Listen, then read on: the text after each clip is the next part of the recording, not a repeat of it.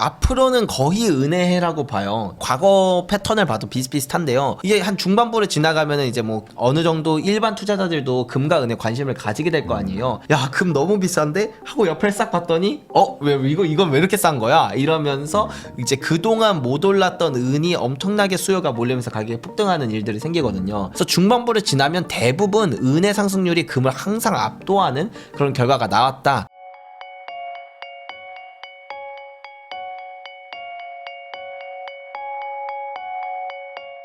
조규현 대표님하고 이야기 나누고 있습니다. 그러면은 결국에 지금 이제 금, 은 뭐 이거를 이제 고민하시는 분들이 이제 여기를 볼 거란 말이에요. 근데 금은 조금 한 30% 올랐고 이제 은이 갑자기 막 한 3배 올랐으니 아주 그냥 뭐 이거는 뭐 알 수는 없지만 올해 어쨌든 이제 새해니까 올해는 그러면 금의 해냐 은의 해냐 봤을 때 그냥 개인적으로 어떻게 생각하십니까? 저는 앞으로는 거의 은혜해라고 봐요. 이게 실제로 과거 패턴을 봐도 비슷비슷한데요. 이제 슈퍼 사이클이 보통 10년 동안 반복되거든요. 뭐 짧긴 9년, 길게는 13년 정도 이렇게 찾아오는데 뭐 2000년대나 아니면 1970년대나 1930년대 이럴 때 보면 뭐 1930년대는 사실은 근본이제여서 보기가 되게 애매하지만 그런 이제 시기들을 보면 상승 초입이랑 이제 중반부 직전까지를 보면 보통 금이랑 은이 상승률이 비슷비슷하거나 오히려 금이 더 높은 경우들이 많아요. 네. 근데 이제 중반부를 지나가면서 본격적인 상승장이 되면 이제 두 가지 요인 때문에 첫 번째 은이 원래 많이 오르는 그런 특성 때문에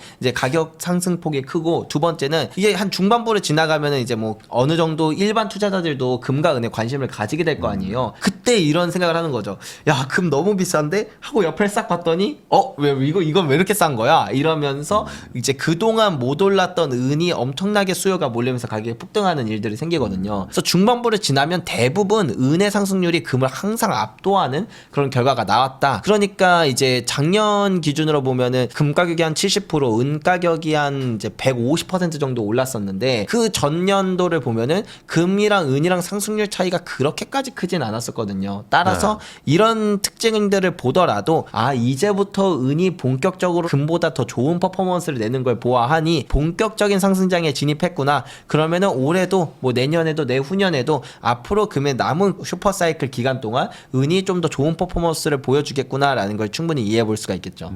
그러면 반대로 이제 항상 이제 가격이 오르면 그때부터는 모든 게 다 좋아 보이기 때문에 이 반대로 지금 금이나 은이 꽤 많은 조정을 받을 만한 어떤 요인 같은 게 있을까요? 예상되는 게 있나요? 전쟁 나면 오히려 더 좋은 건가? 전쟁 같은 경우는 대부분 좀 좋은 이슈긴 한데 약간 예상되는 것 중에 하나는 가장 위험한 거는 오히려 경제 위기가 좀 위험할 수도 있어요. 과거에 한번 코로나 터지니까 금 팍 빠졌잖아요. 예. 그런 건가요? 특히 은 같은 경우는 훨씬 더 많이 빠지거든요. 산업용 그래요? 수요다 보니까 네. 경기 침체가 팍 오면은 이제 은 산업 수요가 크게 줄어들면서 은은 이제 전체 수요에서 절반 이상 한 58%가 산업용으로 쓰일 만큼 정말 많은 그 산업 수요가 증가하고 있거든요. 그게 은의 변동성을 훨씬 더 키우는 요소가 되고 있어요. 근데 이런 상황에서 갑자기 경기 침체가 왔다? 그러면 원래 이제 2008년 같은 경우를 보면 그때는 은의 산업 수요가 지금만큼 크진 않았는데 근데도 은 가격이 마이너스 50% 정도 떨어졌었거든요. 그리고 이제 이전에 대공황 때를 보면 은 가격이 마이너스 60% 정도까지 떨어졌었어요. 네. 그러면 만약에 여기서 우리가 뭐 올해나 뭐 내년이 됐든 올해가 됐든 뭐 만약에 경제 위기의 어떤 그런 전조 증상들이 나타난다라고 하면 금 가격도 좀 일부 떨어지겠지만 은 가격은 좀 크게 떨어질 가능성이 있다. 그래서 뭐 지금 뭐 이제 여러 가지 지표들을 보면 이제 경제 위기가 오기 전에 이제 대부분 나타났던 특징들을 보면 실업률이 이제 치솟기 시작한다라는 건데 슬금슬금 실업률이 사실 계속 올라오고 있었거든요. 그런 부분을 보나 아니면 뭐 대표적인 경기 침체 그런 전조 증상이 뭐 장단기 금리 차로 보나 오히려 금리 인하 같은 경우도 이제 그런 경기 침체의 전조 증상이기도 하고 이런 몇 가지 지표들을 보면 확실히 경기 침체의 전조 증상들이 다 적색 신호를 알리고 있다. 물론 이게 적색 신호가 나온다고 해서 100% 경기 침체가 오는 건 아니지만 경기 침체가 오기 전에 이런 적색 신호들이 떴으니까 우리가 그런 부분에 대해서 생각을 해볼 때 은이 뭐 올해가 될지 내년이 될지 뭐 언제 될지 모르겠지만 크게 한번 급락할 수도 있는 그런 어떤 리스크는 잔재에 있구나를 생각하면서 그렇다고 내가 은 투자를 안 한다라고 하면 이제부터 본격적인 상승장이기 때문에 그런 상승의 기회를 놓치게 되는 리스크도 있어서 저 같은 경우에는 그래서 어떻게 하냐면 뭐냐면 금과 은을 배분해서 같이 사나요. 네. 만약에 이렇게 사놓고 경기 침체가 없이 그냥 무난무난하게 잘 흘러갔다라고 하면 그러면 금과 은을 같이 보유했으니까 금도 오르고 은도 오르고 해서 내가 투자로 좋은 성과를 얻을 수 있어서 이 상승장에 편승할 수 있다는 건 좋은 점이고, 만약에 경기 침체가 왔다라고 하면 금은 뭐 조금 떨어지고 이제 은은 크게 떨어지면서 이제 여기에 환율까지 붙으면은 우리나라의 금 시세는 되게 많이 폭등을 하잖아요. 네. 그러면 비싸진 금을 팔아서 저렴해진 은을 많이 담을 수도 있는 그런 기회로도 우리가 활용해 볼 수 있는 부분이 있기 때문에, 그래서 저 같은 경우에는 금과 은을 한 7대3 정도로 보유하고 있고, 최근에는 은을 조금 더 살려고 해요. 그래서 한 5대5 정도로 맞추는 게 낫겠다라고 생각하는데, 뭐 그게 비율은 그게 큰 상관없고 어쨌든 금과 은을 적절히 배분한다라고 한다면 말씀하셨던 것처럼 그렇게 큰 조정이 왔을 때 그 오히려 기회로 활용할 수 있는 부분도 우리가 생기게 된다, 이렇게 말씀드릴 수 있을 것 같습니다. 뭐 금도 어쨌든 달러 기반의 자산이라고 봐야 될 것 같고, 은도 마찬가지겠죠. 네, 그러니까 맞습니다. 우리나라 환율이 지금 뭐 막 다시 뭐 치솟는다 하면은 은 가격도 올라가는 거잖아요, 결국에는. 그쵸. 근데 이제 경기 침체가 오면은 보통 그래도 은 가격은 좀 많이 떨어지긴 해요. 예, 아무리 아무래도. 환율의 영향을 받는다고 해도 좀 많이 떨어집니다. 네, 그러니까 은은 확실히 좀 조심은 해야 될 투자처네요. 여기에 네. 올인한다고 했다가 뭐 못 맞추면 자산이 막 반토막 나버리니까. 네, 맞아요. 그럼 반대로 매도 타이밍은 그러면 길게 봤을 때는 그런 변수가 없다면은 한 2030년까지는 끌고 가는 건가요? 네, 보통 좀 짧게 보면은 한 2030년 정도를 볼 수가 있겠고요. 길게 보면 한 2032년 정도가 될 텐데, 그냥 대략적인 고점 부근이 어디다라고 말씀드리기 위해서 제가 2030년 뭐 이런 이야기를 드렸던 거지, 실제로 매도를 하려면 그 매도 타이밍 같은 그런 시그널들을 좀 알고 있기는 해야 돼요. 뭐 다 설명드리면 너무 길어지니까 그 중에서 대표적인 건 제가 아까 말씀드렸던 생산량 같은 거를 볼 수도 있고, 아니면 은 투자는 좀 어렵기는 한데 이제 금 투자하시는 경우에는 그냥 가격 모멘텀을 보는 게 제일 무난해요.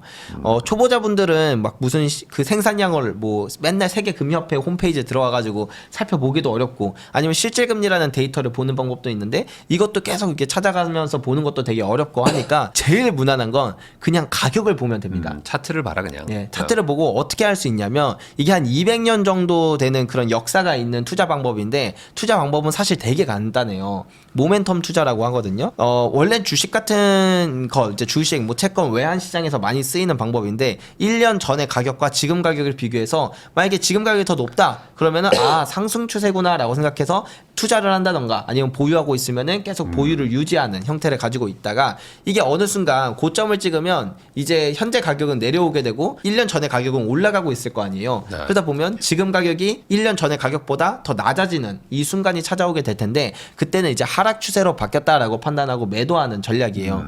이런 단순한 전략인데도 뭐 주식, 외환, 뭐 다양한 뭐 국가의 이제 주식 시장이나 채권 시장에서도 다 유의미한 성과가 있었다는 논문들도 정말 수도 없이 많고요. 근데 중요한 건 다른 자산들보다 금은 추세성이 매우 길고 분명하다는 거예요. 그래서 이게 정말 잘 먹혀요. 그래서 여기에다 하나 더 얹으면, 금은 다른 자산들과 다르게 고점을 찍어도 급격하게 떨어지는 게 아니라 고점 부근에서 상당 기간, 뭐 짧으면 1년, 길면은 2, 3년까지도 충분히 머물러 주기 때문에, 우리가 이렇게 가격 모멘텀을 통해서 매도를, 하락 시그널이 떠서 매도를 하면 머리 꼭대기는 당연히 아니겠지만 대략 어깨쯤에서 매도를 할 수 있게 되거든요. 그래서 금은 뭐 1년은 좀 너무 짧고, 저 같은 경우에 1년 6개월 정도를 보라고 해요. 그래서 만약에 그냥 그것도 한 달에 한 번 보면 제일 좋고, 아니면 분기에 한 번만 봐도 상관없거든요. 그냥 오늘 1월이니까 그냥 1월에 한번 딱 보시고, 지금 가격이고 1년 6개월이니까 작년 한 뭐 6, 7월 정도의 가격을 본 다음에 그때보다 아직 높네 그러면 그냥 보유하고 계시고, 그러다가 뭐 분기에 한 번씩,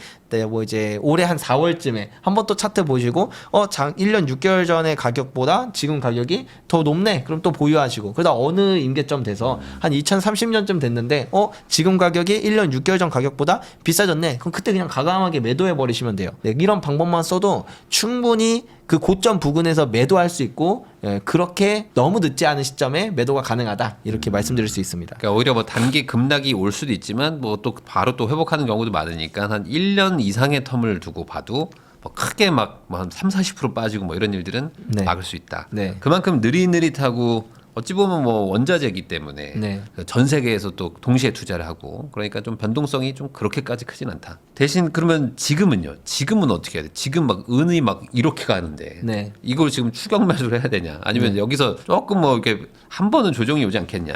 왜냐면 그 저번에도 한번 나오셨을 때 그때 김치 프리미엄 막 20%부터 있고 막 이럴 때도 있었잖아요. 네. 지금은 그러면은 한국에서 유독 막 프리미엄 붙고 뭐 이런 건 아니에요? 막 프리미엄 많이 붙었어요. 아 그래요? 근데 실제로 우리나라 같은 경우에 실물 은을 산다 그러면 프리미엄이 많이 붙어 있기는 한데 근데 그럼에도 불구하고 이게 사실 우리나라만의 문제냐라고 보면 해외에서도 이제 저희가 수입을 해올 때 프리미엄을 좀 주고 사오거든요.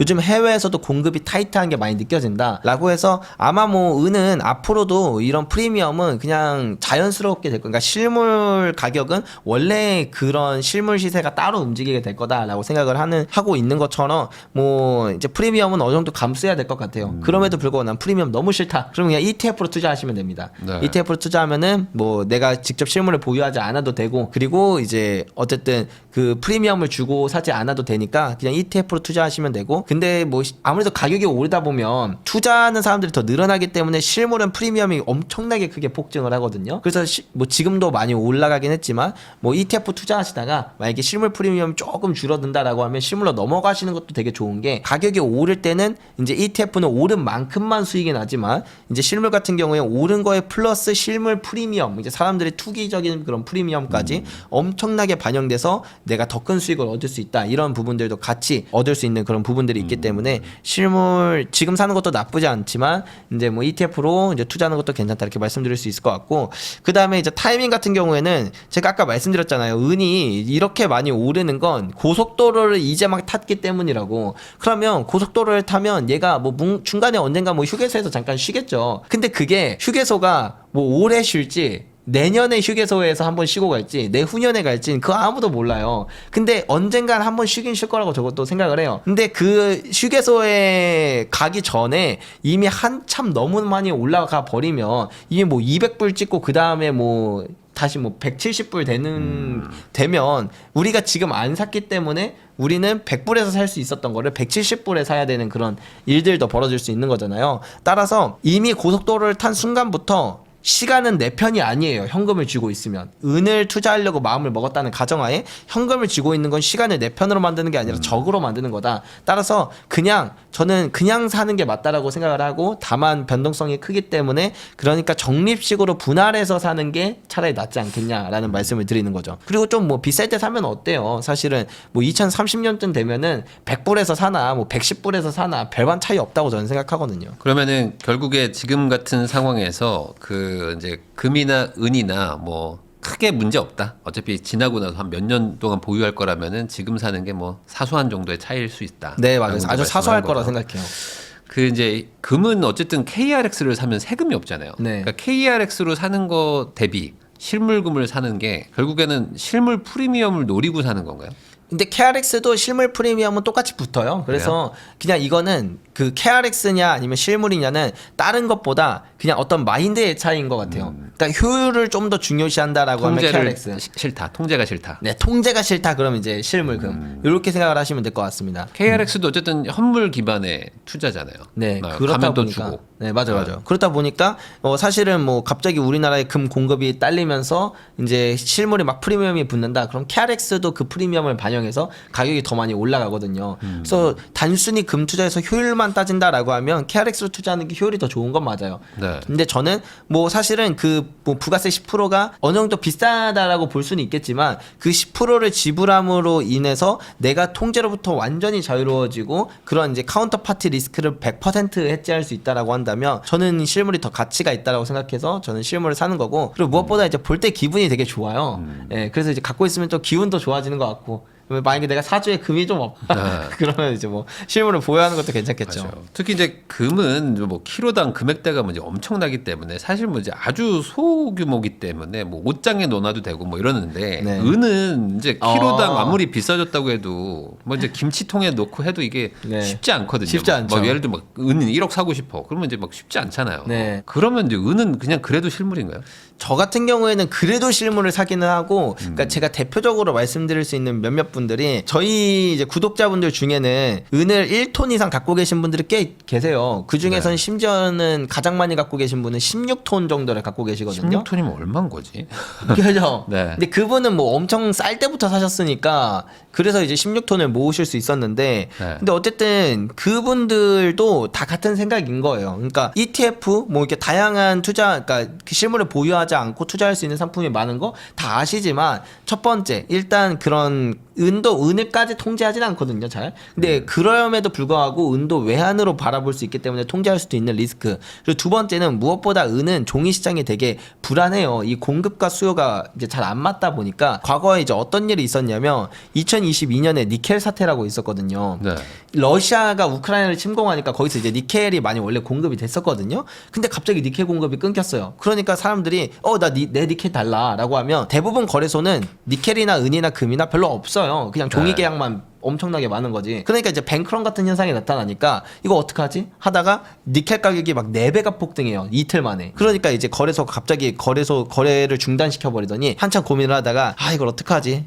줄 니켈이 없는데 하고 이제 결단을 내린 게 그냥 거래를 취소시켜 버려요. 그러니까 이런 식으로 사실은 그 이미 자유시장임에도 불구하고 전혀 자유시장에 맞지 않는 그런 거래소들이 많다. 그게 그냥 단순히 뭐 일반 우리가 뭐 금은방처럼 보는 그런 금거래소들이 아니라 전 세계에서 가장 크고 모든 그 투자 기관들이 이제 운영하는 뭐 런던 금시장이라던가 뉴욕 상품거래소도 이런 일들이 많이 일어난다. 그렇다라고 한다면 과연 내가 갖고 있는 ETF가 내가 갖고 있는 어떤 금융자산의 형태의 그 종이 은들이 과연 이제 그런 진짜 은가격이 폭등하면서 이제 수요와 공급이 정말 부족해지고 그런 쇼티지가 일어날 때 실물 은을 담보할 수 있을 거냐, 그리고 내 수익률을 담보할 수 있을 거냐라고 하면 여기에선 약간 퀘스천 마크가 있기 때문에 그냥 고작 그냥 뭐 부가세 10% 정도 지불하면서 그런 모든 것들을 해지하고 플러스 알파로 아까 말씀드린 것처럼 사실 은가격이 오르면 실물 프리미엄이 훨씬 더 많이 치솟거든요. 부가세 10% 내고 실물 프리미엄 보통 치솟으면 한 40% 치솟거든요. 은은 40% 먹으면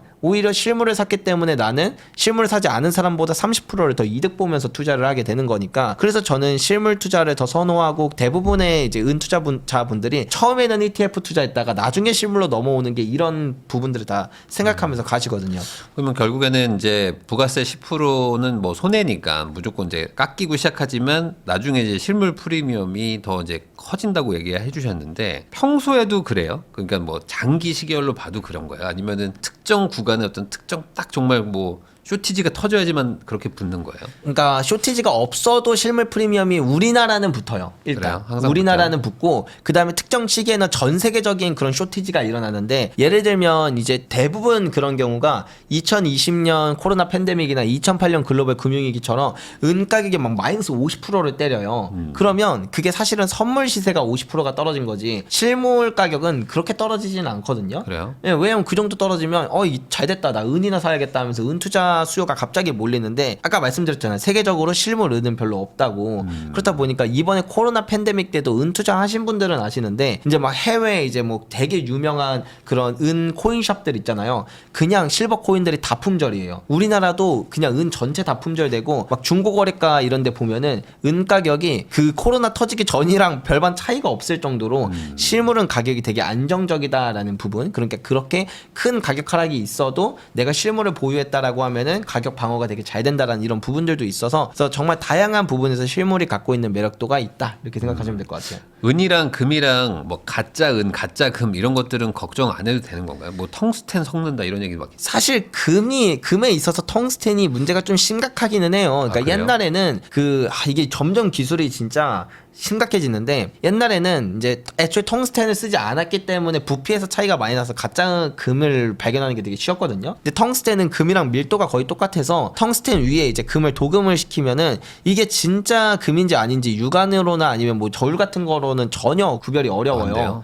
근데 그러면 이제 뭐 대부분 쓸 수 있는 게 시금석이라 해서 겉면을 긁는다던가, 아니면은 이제 그 비파기 검사기라고 해서 엑스레이로 이렇게 딱 찍어보는 방법이 있는데, 그것도 이제 들어갈 수 있는 한계가 있거든요. 있거든요. 그러면 좀 도금을 두껍게 입히면 그것도 안 보여요. 근데 그러면 이제 마지막 방법은 잘라봐야 되거든요. 네. 자르면 이제 안에 텅스텐이 들은 게 보이니까. 근데 요즘은 어떻게 하냐면 텅스텐이랑 금을 일정 비율로 섞어요. 이제 위에는 도금을 입히고 안에는 이제 섞은 걸 쓰니까 사실 뭐 우리는 99.99% 골드바라고 알고 있었던 게 순도는 70%도 안 되는 거예요. 네. 그럼 금에서 30%만 수익 내도 2억짜리에 30%면은 6천만 원을 버는 거잖아요. 네. 이런 식으로 좀 더 교묘해지다 보니까 그래서 요즘에 텅스텐을 일반인은 뭐 제가 볼 땐 죽어도 감별이 어렵고 전문 감정원들도 이제 감정을 하려면은 시간이 좀 걸리긴 한다. 네. 저희도 이제 그런 것들을 다 감정하는데 감정을 하려면 할 수는 있어요. 그래서 그런 걸 감정을 이제 여러 가지 뭐 핑 테스트라던가 전도열 테스트라던가 그런 테스트를 통해서 이제 감정을 하는데 그냥 소비자 입장에서 제일 무난한 건 그냥 믿을 만한 곳 가서 사는 게 답인 것 같아요, 이제는. 근데 믿을 만한 곳에 갔는데 이런 것들을 걸르지 못할 수도 있는 거 아니에요? 무조건 걸러내나요?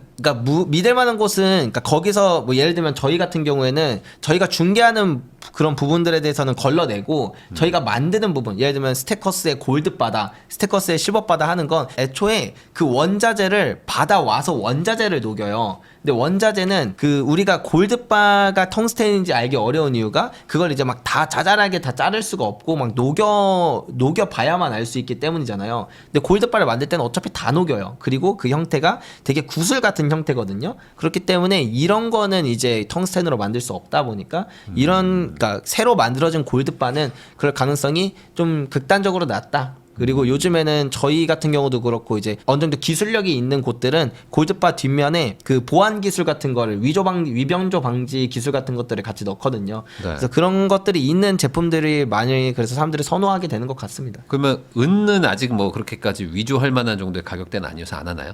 그쵸. 일단 은이 좀 어려운 게 은이랑 같은 밀도를 좀 찾는 게 어렵다는 게 첫 번째고 두 번째는 그럼에도 불구하고 실버바를 위조할 수는 있는데 근데 예를 들면 똑같이 1kg짜리를 위조한다고 치면 금을 위조하면은 2억짜리를 위조할 수 있는데 고작 뭐 600만 원짜리를 위조하는 게 좀 가치가 떨어지잖아요. 그래서 아직까지는 실버바가 뭐 역사적으로 이렇게 가짜가 나오는 경우가 많지는 않은데 근데 해외에서는 해외 실버 코인들은 위조가 좀 많아요. 그래서 저희 이제 회사에 들어오는 것들도 위조를 이렇게 다 잡아내거든요.